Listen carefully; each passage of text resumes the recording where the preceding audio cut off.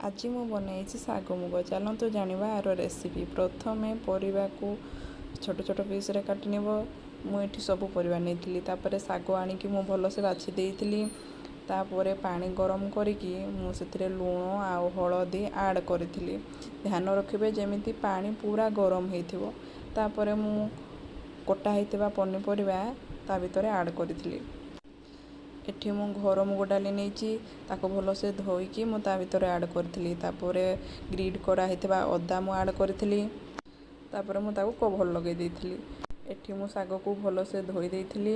तापर ताको मु छोट छोट पीस रे कट कर नेइथिली। गैस को लो फ्लेम रे करिकी 3टा सीटी आसीबा जाय डाली के सिझाई नियंतु। तापर साग को आड करंतु। मन रखिबे डाली जेमती 70% सिझी थिबो। तापर मु नड़िया कोरा दे देइथिली। एठी कड़ाई रे मु छुंक देवा पई कंचा लंका सुखिला लंका भुसुंगा पत्र प्याज आड करथिली। से ब्राउन होला पर्यंत भाजीथिली। ब्राउन होला परे ताको मु डाली आड करथिली। तापर भलसे फुटिला परे सेतेरे जीरा और लंका गुंडर पाउडर देइथिली। तापर रेडी हे गला हमर साग मुग।